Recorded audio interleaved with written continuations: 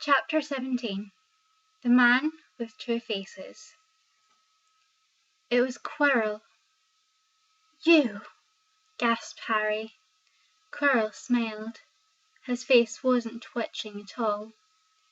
"Me," he said calmly. "I wondered whether I'd be meeting you here, Potter. But I thought Snape." "Severus." Quirrell laughed, and it wasn't his usual quivering treble either, but cold and sharp. "Yes, Severus does seem the type, doesn't he? So useful to have him swooping around like an overgrown bat. Next to him, who would suspect poor stuttering Professor Quirrell?" Harry couldn't take it in. This couldn't be true. It couldn't. "But Snape tried to kill me." "No, no, no. I tried to kill you. Your friend Miss Granger accidentally knocked me over as she rushed to set fire to Snape at that Quidditch match. She broke my eye contact with you. Another few seconds and I'd have gotten you off of that broom. I'd have managed it before then if Snape hadn't been muttering a counter curse trying to save you." Snape was trying to save me?" "Of course," said Quirrell coolly. "Why do you think he wanted to referee your next match? He was trying to make sure I didn't do it again." "Funny, really. He needn't have bothered. I couldn't do anything with Dumbledore watching. All the other teachers thought Snape was trying to stop Gryffindor winning. He did make himself unpopular. And what a waste of time, when after all that, I'm going to kill you tonight." Quirrell snapped his fingers. Ropes sprang out of thin air and wrapped themselves tightly around Harry. "You're too nosy to live, Potter, scurrying around school at Halloween like that. For all I knew you'd seen me coming to look at what was guarding the stone." "You mean you let the troll in?" "Certainly. I have a special gift with trolls. You must have seen what it did to the one in the chamber back there. Unfortunately, while everyone else was running around looking for it, Snape, who already suspected me, went straight to the third floor to head me off. Not only did my troll fail to beat you to death, and that three-headed dog didn't even manage to bite Snape's leg off properly." "Now wait quietly, Potter. I need to examine this interesting mirror." It was only then that Harry realized that he was standing behind Quirrell. It was the mirror of Erised. It was only then that Harry realized what was standing behind Quirrell. The mirror of Erised. "This mirror is the key to finding the stone," Quirrell murmured, tapping his way around the frame. "Trust Dumbledore to come up with something like this. But he's in London. I'll be far away by the time he gets back." All Harry could think of doing was to keep Quirrell talking, and to stop him concentrating on the mirror. "I saw you and Snape in the forest," he blurted out. "Yes," said Quirrell idly, walking around the mirror to look at the back. "He was on to me by that time, trying to find out how far I'd got. He suspected me all along. Tried to frighten me, as though he could, when I had Lord Voldemort on my side." Quirrell came back out from behind the mirror and stared hungrily into it. "I see the stone. I'm presenting it to my master. But where is it?" Harry struggled against the ropes binding him, but they didn't give. He had to keep Quirrell from giving his whole attention to the mirror. "But Snape always seemed to hate me so much." "Oh, he does," said Quirrell casually. "Heavens, yes. He was at Hogwarts with your father, didn't you know? They loathed each other, but he never wanted you dead." "But I heard you a few days ago, sobbing. I thought Snape was threatening you." For the first time a spasm of fear flitted across Quirrell's face. "Sometimes," he said, "I find it hard to follow my master's instructions. He is a great wizard, and I am weak." "You mean he was there in the classroom, with you?" Harry gasped. "He is with me wherever I go," said Quirrell quietly. "I met him when I travelled around the world. A foolish young man I was then, full of ridiculous ideas about good and evil. Lord Voldemort showed me how wrong I was. There is no good and evil, there is only power, and those too weak to seek it.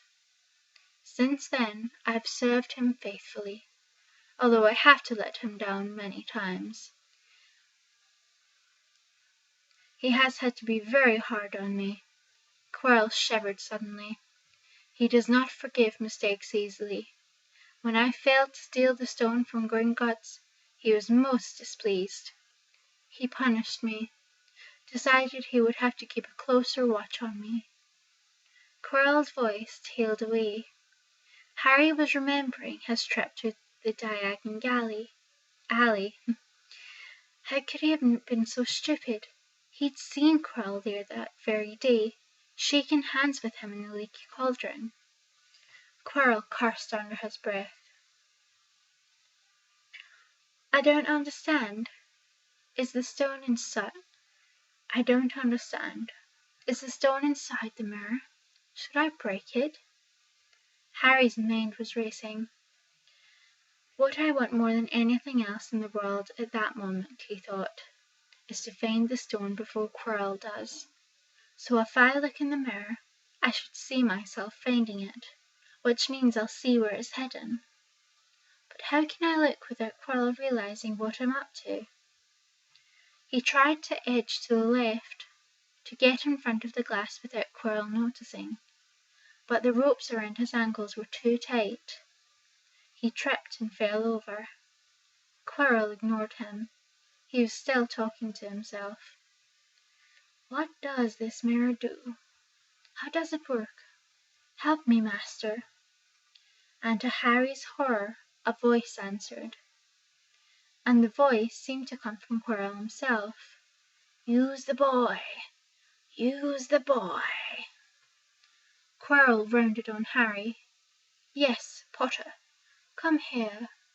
Sorry, I'll do that in an American accent. "Yes, Potter. Come here." Okay, I failed miserably at that. I'll continue. He clapped his hands once, and the ropes binding Harry fell off. Harry slowly got to his feet. "Come here," Quirrell repeated. "Look in the mirror and tell me what you see." Harry walked towards him. I must lie, he thought desperately. "I must look and lie about what I see, that's all." Quirrell moved close behind him. Harry breathed in the funny smell that seemed to come from Quirrell's turban. He closed his eyes, stepped in front of the mirror, and opened them again. He saw his reflection, pale and scared looking at first, but a moment later the reflection smiled at him. It winked and put the stone back in its pocket, and as it did so, Harry felt something heavy drop into his real pocket. Somehow, incredibly, he'd got the stone. "Well," said Quirrell impatiently, "what do you see?" Harry screwed up his courage. "I see myself shaking hands with Dumbledore," he invented. I've won the House Cup for Gryffindor." Quirrell cursed again. "Get out of the way," he said. As Harry moved aside, he felt the Philosopher's Stone against his leg. Dare he make a break for it? But he hadn't walked 5 steps before a high voice spoke, though Quirrell wasn't moving his lips. "He lies! He lies!" "Potter, come back here!" Quirrell shouted. Tell me the truth. What did you see?" The high voice spoke again. "Let me speak to him, face to face." "Master, you're not strong enough." "I have strength enough for this." Harry felt as if Devil's Snare was rooting him to the spot. He couldn't move a muscle. Petrified, he watched as Quirrell reached up and began to unwrap his turban. What was going on? The turban fell away. Quirrell's head looked strangely small without it. Then he turned slowly on the spot. Harry would have screamed, but he couldn't make a sound. Where there should have been a back of Quirrell's head, there was a face, the most terrible face Harry had ever seen. It was chalk white, with glaring eyes, red eyes, and slits for nostrils, like a snake. "Harry Potter," it whispered. Harry tried to take a step backwards, but his legs wouldn't move. "See what I have become," the face said. "Mere shadow and vapor. I have form only when I can share another's body. But there have always been those willing to let me into their hearts and minds. Unicorn blood has strengthened me these past, and once I have the elixir of life these past weeks. You saw faithful Quirrell drinking it for me in the forest. And once I have the elixir of life, I will be able to create a body of my own. Now, why don't you give me that stone that's in your pocket?" So he knew. The feeling suddenly surged back into Harry's legs. He stumbled backwards. "Don't be a fool," snarled the face. "Better save your own life and join me, or you'll meet the same end as your parents. They died begging me for mercy." "Liar!" Harry shouted suddenly. Quirrell was walking backwards at him, so that Voldemort could see him still. The evil face was now smiling. "How touching!" it hissed. "I always valued bravery. Yes, boy, your parents were brave. I killed your father first, and he put up a courageous fight. But your mother needn't have died. She was trying to protect you. Now give me the stone, unless you want her to have died in vain." "Never!" Harry sprang towards the flame door, but Voldemort screamed, "Seize him!" And in the next second, Harry felt Quirrell's hand close on his wrist. At once a needle-sharp pain seared across Harry's scar. His head felt as though it was about to split in two. He yelled, struggling with all his might, and to his surprise, Quirrell let go of him. The pain in his head lessened.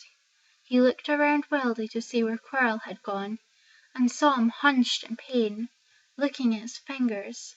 They were blistering before his eyes. "Seize him! Seize him!"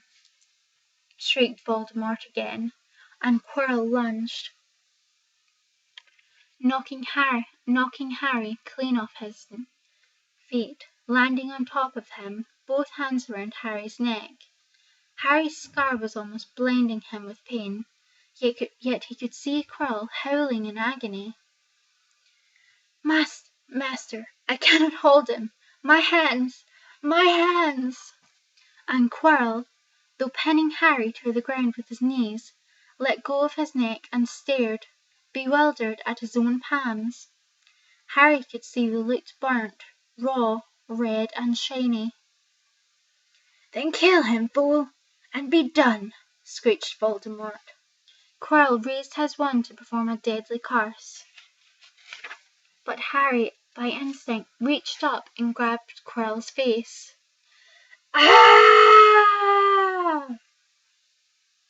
Sorry, that didn't sound like in pain, did it? Quirrell rolled off him, his face blistering too, and then Harry knew. Quirrell couldn't touch his bare skin, not without suffering terrible pain. His only chance was to keep hold of Quirrell, keep him in enough pain to stop him doing a curse. Harry jumped to his feet, caught Quirrell by the arm, and hung on as tight as he could. Quirrell screamed and tried to throw Harry off. The pain in Harry's head was building. He couldn't see. He could only hear Quirrell's terrible shrieks and Voldemort's yells of, "Kill him! Kill him!" and other voices, maybe in Harry's own head, crying, "Harry! Harry!" He felt Quirrell's arm wrenched from his grasp, knew all was lost, and fell into blackness, down, down, down. Something gold was glinting just above him. The snatch. He tried to catch it, but his arms were too heavy. He blinked. It wasn't the snatch at all. It was a pair of glasses. How strange. He blinked again. The smiling face of Albus Dumbledore swam into view above him. "Good afternoon, Harry," said Dumbledore. Harry stared at him. Then he remembered. "Sir, the stone! It was Quirrell! He's got the stone! Sir, quick!" "Calm yourself, dear boy. You're a little behind the times," said Dumbledore. "Quirrell does not have the stone." "Then who does? Sir, Harry, please, relax, or Madame Pomfrey will have me thrown out."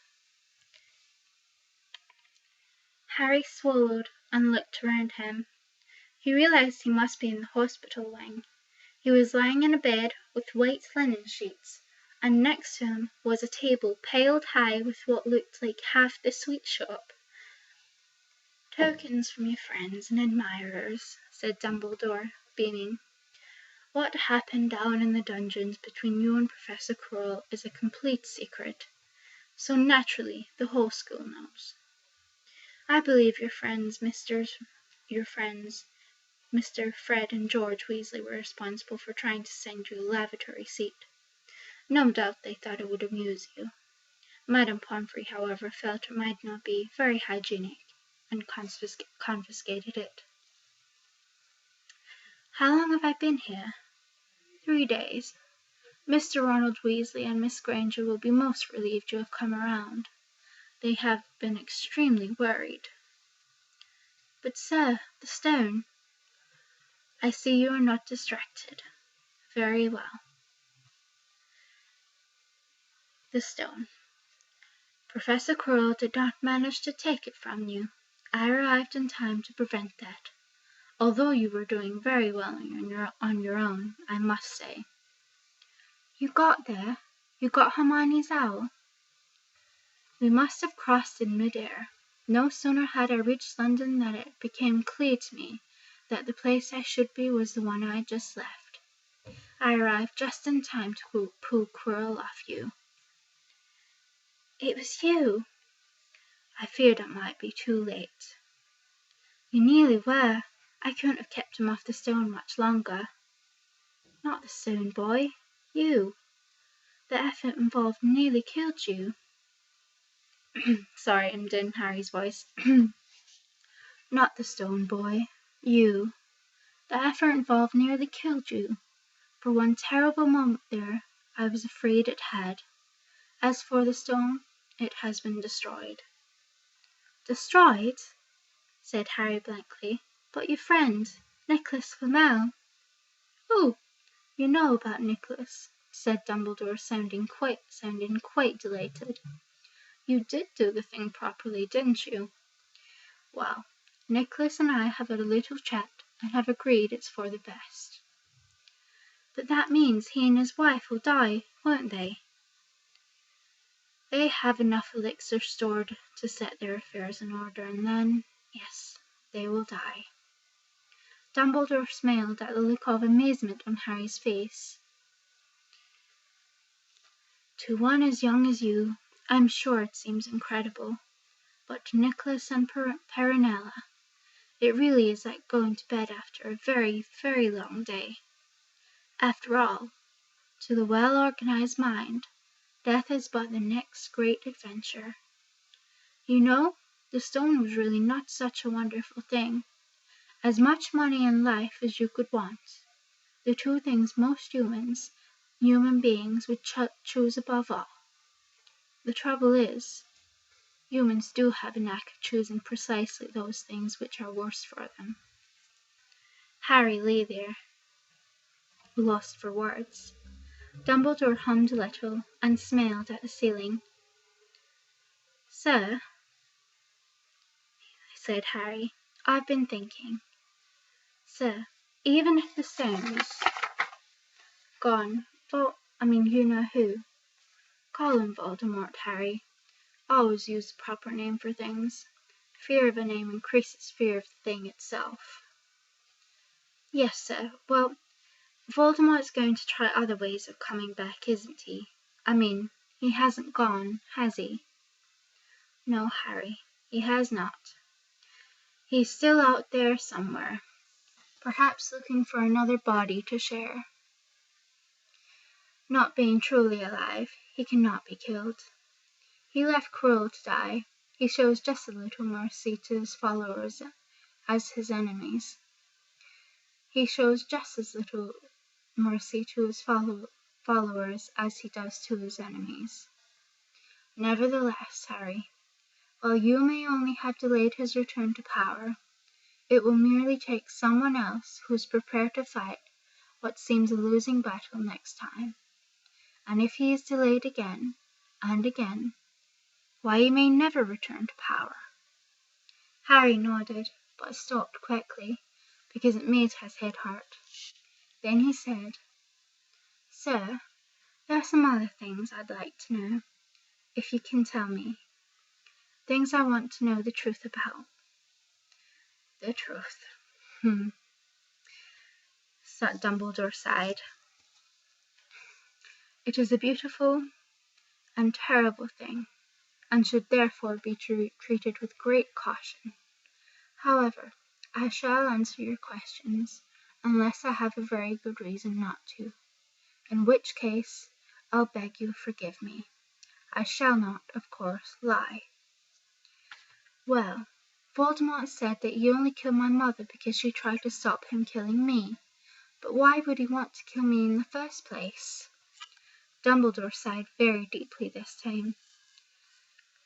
"Alas, the first thing you ask me, I cannot tell you. Not today, not now. You will know one day. Put it from your mind for now, Harry. When you are older, I know you hate to hear this, when you are ready, you will know."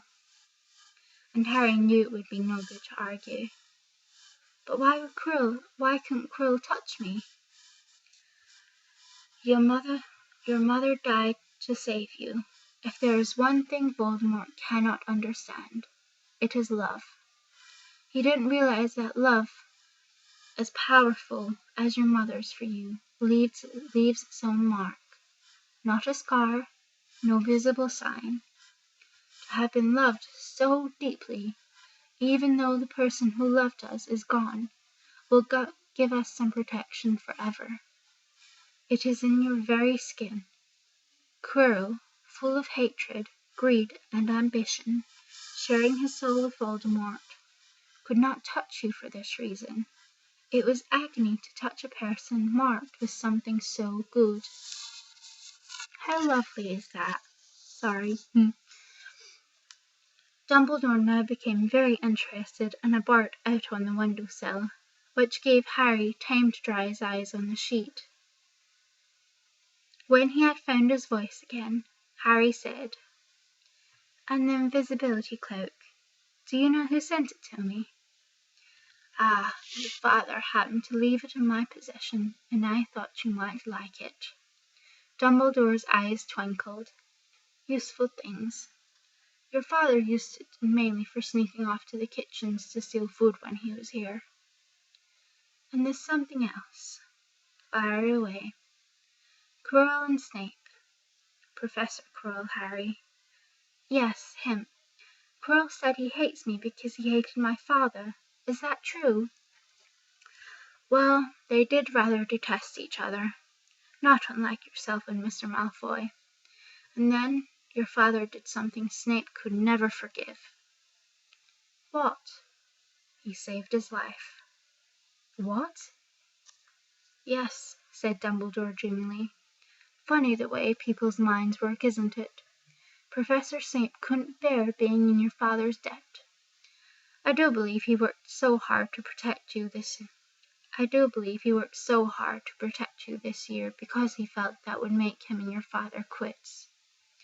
Then he could go back to hating your father's memory in peace. Harry tried to understand this, but it made his head pound, so he stopped. And sir, there's one more thing. Just the one. How did I get the stone out of the mirror? Ah, now, I'm glad you asked me that. It was one of my more brilliant ideas, and between you and me, that's saying something. You see, only one who wanted to find the stone, find it, but not use it, would be able to get it. Otherwise, they'd just see themselves making gold or drinking elixir of life. My brain surprises me even sometimes. Now, enough questions. I suggest you make a start on these sweets. Ah, Bertie bought every flavour beans. I was unfortunate enough in my youth to come across a vomit flavour one, and since then I'm afraid I've rather lost my liking for them. But I think I'll be safe with a nice toffee, don't you? He smiled and popped the golden brown bean into his mouth. Then he choked and said, Alas, earwax. Dumbledore's funny. Sorry. Madame Pomfrey, the matron, was a nice woman, but very strict. Just 5 minutes, Harry pleaded. Absolutely not. You let Professor Dumbledore in. Well, of course. That was the headmaster. Quite different. You need rest. I am resting. Look, lying down and everything. Oh, go on, Madame Pomfrey. Oh, very well, she said, but 5 minutes only. And she let Ron and Hermione in. Harry! Hermione looked ready to fling her arms around him again, but Harry was glad she held herself in, and his head was still very sore. Oh, Harry, we were sure you weren't going to. Dumbledore was so worried. The whole school's talking about it, said Ron. That was what really happened. It was one of those rare occasions when the true story is even more strange and exciting than the wild rumours. Harry told them everything. Quirrell, the mirror, the stone, and Voldemort. Ron and Hermione were a very good audience. They gasped in all the right places, and when Harry told them what was under Quirrell's turban, Hermione screamed out loud. So the stone's gone, said Ron finally. Flamel's just going to die? That's what I said, but Dumbledore thinks that. What was it? To the well-organised mind, death is but the next great adventure. I always said he was off his rocker, said Ron, looking quite impressed at how mad his hero was. So what happened to you two? Said Harry. Well, I got back all right, said Hermione. I brought Ron round. That took a while. And we were dashing up to the Owlery to contact Dumbledore when we met him in the entrance. He already knew. He just said, Harry's gone after him, hasn't he? And hurtled off to the 3rd floor. Do you think he meant you to do it? Said Ron. Sending you your father's cloak and everything. Well, Hermione exploded, if he did, I mean to say, that's terrible. You could have been killed. No, it isn't, said Harry thoughtfully. He's a funny man, Dumbledore. I think he sort of wanted to give me a chance. I think he knows more or less everything that goes on here, you know. I reckon he has a pretty good idea we were going to try, and instead of stopping us, he just taught us enough to help. I don't think it was an accident he let me find out how the mirror worked. It's almost like he thought I had the right to face Voldemort if I could." "Yeah, Dumbledore's barking all right," said Ron proudly. "Listen, you've got to be up for the end of year feast tomorrow. The points are all in, and Slytherin won, of course. You missed the last Quidditch match. We were steamrolled by Ravenclaw without you. But the food'll be good." At that moment Madame Pomfrey bustled over. "You've had nearly 15 minutes. Now out," she said firmly. After a good night's sleep, Harry felt back to normal. "I want to go to the feast," he told Madame Pomfrey as she straightened his many sweet boxes. "I can, can't I?" Professor Dumbledore says you're allowed to go," she said sniffily, as though in her opinion Professor Dumbledore didn't realize how risky feasts could be. "And you have another visitor." "Oh, good," said Harry. "Who is it?" Hagrid sidled through the door as he spoke. As usual, when he was indoors, Hagrid looked too big to be allowed. He sat... I'm actually getting all teary-eyed at this bit. He sat down next to Harry, took one look at him, and burst into tears. "It's all my bloody fault," he sobbed, his face in his hands. "I told the evil git how to get past Fluffy. I told him. It was the only thing he didn't know, and I told him. You could have died, all for a dragon egg. I'll never drink again. I should be chucked out and made to live as a muggle." "Hagrid," said Harry, shocked to see Hagrid shaking with grief and remorse, great tears leaking down into his beard. "Hagrid, he'd have found out somehow. This is Voldemort we're talking about.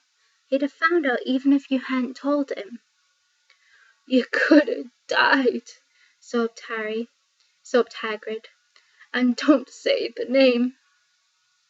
"Voldemort," Harry bellowed, and Hagrid was so shocked he stopped crying. "I've met him, and I'm calling him by his name.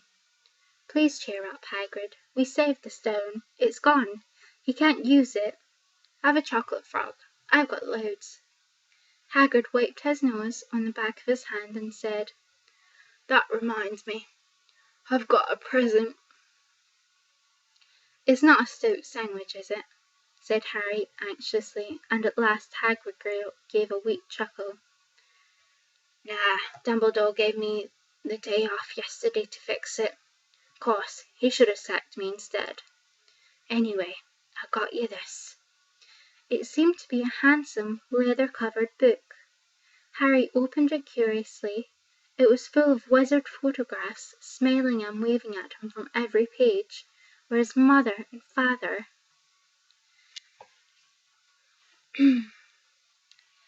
"Sent owls off to all your parents' old school friends, asking for photos. Knew you didn't have any. Do you like it?" Harry couldn't speak, but Hagrid understood. Harry made his way down to the end of year feast alone that night. It had been held up by Madame Pomfrey's fussing about, insisting on giving him one last check-up, so that the great hall was already full. It was decked out in the Slytherin colours of green and silver to celebrate Slytherin winning the House Cup for the 7th year in a row. A huge banner showing the Slytherin serpent covered the wall behind the high table. When Harry walked in there was a sudden hush, and then everyone started talking loudly at once. He slipped into a seat between Ron and Hermione at the Gryffindor table, and tried to ignore the fact that people were standing to look at him. Fortunately, Dumbledore arrived moments later. The babble died away. "Another year gone," Dumbledore said cheerfully, "and I must trouble you with an old man's wheezy waffle before we sink our teeth into our delicious feast. What a year it has been! Hopefully your heads are a little fuller than what they were. You have the whole summer ahead to get them nice and empty before next year starts. Now, as I understand, the House Cup here needs awarding, and the points stand thus. In fourth place, Gryffindor, with 312 points. In third, Hufflepuff, with 350 points, 52 points. Ravenclaw have 426, and Slytherin 472. A storm of cheering and stamping broke out from the Slytherin table. Harry could see Draco Malfoy banging his goblet on the table. It was a sickening sight. Yes, well done, Slytherin, said Dumbledore. However, recent events must be taken into account. The room went very still. The Slytherin smiles faded a little. Ahem, said Dumbledore. I have a few last-minute points to dish out. Let me see. Yes. First, to Mr. Ronald Weasley. Ron went purple in the face. He looked like a radish with bad sunburn. For the best played game of chess Hogwarts has seen in many years. I award Gryffindor House 50 points. Gryffindor cheers nearly raised the bewitched ceiling. The stars overhead them seemed to quiver. Percy could be heard telling the other prefects, "My brother, you know, my youngest brother, got past McGonagall's giant chess set." At last there was silence again. Second, to Miss Hermione Granger, for their use of cool logic in the face of fire. I award Gryffindor 50 points. Hermione buried her face in her arms. Harry strongly suspected she had burst into tears. Gryffindors up and down the table were beside themselves. They were 100 points up. Third, to Mr. Harry Potter, said Dumbledore. The room went deadly quiet. For pure nerve and outstanding courage, I award Gryffindor House 60 points. The din was deafening. Those who could add up while yelling themselves hoarse knew that Gryffindor now had 472 points, exactly the same as Slytherin. They had drawn for the House Cup. If only Dumbledore had given Harry just one more point. Dumbledore raised his hand. The room gradually fell silent. There are all kinds of courage, said Dumbledore, smiling.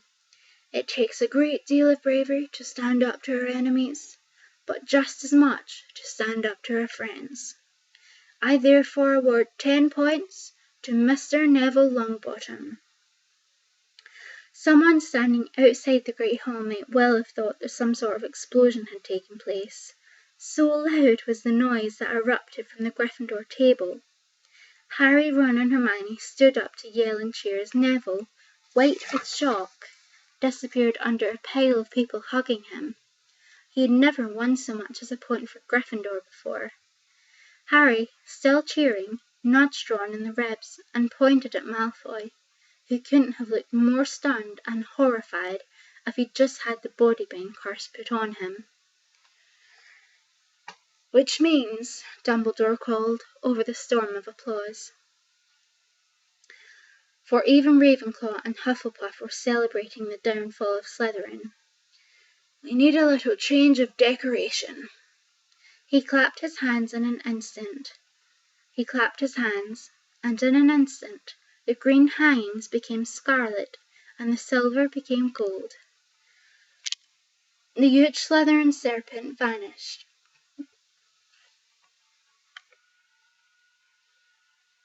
Snape was shaking Professor McGonagall's hand with a horrible forced smile. He caught Harry's eye, and Harry knew at once that Snape's feeling towards him hadn't changed one dot. This didn't worry Harry. It seemed as though life would be back to normal next year, or as normal as it ever was at Hogwarts. It was the best evening of Harry's life. Better than winning at Quidditch or Christmas or knocking out mountain trolls. He would never, ever forget tonight. Harry had almost forgotten that the exam results were still to come, but come they did. To their great surprise, both he and Ron passed with good marks. Hermione, of course, came top of the year. Even Neville scraped through, his good herbology mark making up for his abysmal potions one. They had hoped that Goyle, who was almost as stupid as he was mean, might be thrown out, but he had passed too. It was a shame, but as Ron said, you can have everything in life. And suddenly their wardrobes were empty, their trunks were packed. Neville's toad was found lurking in a corner of the toilets. Notes were handed out to all students, warning them not to use magic over the holidays. I always hope they'll forget to give us these, said Fred Weasley sadly. Hagrid was there to take them down to the fleet of boats that sailed across the lake. They were boarding the Hogwarts Express, talking and laughing as the countryside became greener and tidier, eating Bertie Bott's every flavoured beans as they sped past Muggle towns, pulling off their wizard robes and putting on jackets and coats, pulling into platform 9 3/4 at King's Cross Station. It took quite a while for them all to get off the platform. A wizened old guard was up by the ticket barrier, letting them go through the gate in 2 and 3s, so they didn't attract attention by all bursting out of a solid wall at once and alarming the Muggles. "You must come and stay this summer," said Ron. "Both of you. I'll send you an owl." "Thanks," said Harry. "I'll need something to look forward to." People jostled them as they moved forward towards the gateway back to the Muggle world. Some of them called, "Bye, Harry." "See, Potter." "Still famous," said Ron, grinning at him. "Not where I'm going, I promise you," said Harry. He, Ron and Hermione passed through the gateway together.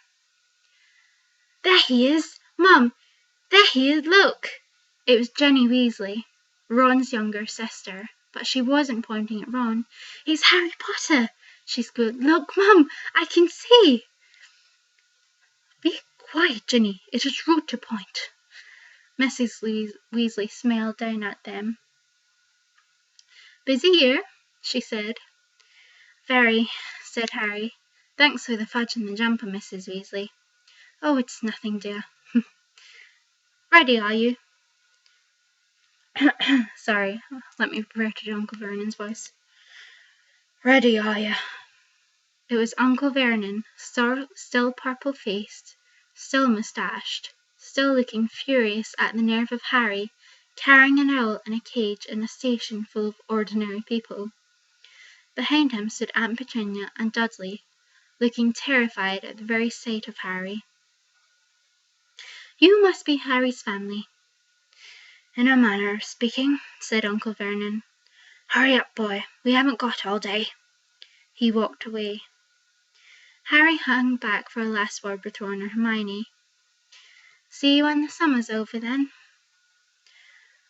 "Hope you're having a good holiday," said Hermione, looking uncertainly after Uncle Vernon, shocked that anyone could be so unpleasant. "Oh, I will," said Harry, as they were surprised at the grin that was spreading over his face. "They don't know we're not allowed to use magic at home. I'm going to have a lot of fun with Dudley this summer." The end. I'm going to finish it with a chub, okay? Ready? Chub, chub, chub, chub, chub, chub, chub, chub, chub, chub, chub, chub, chub, chub, chub.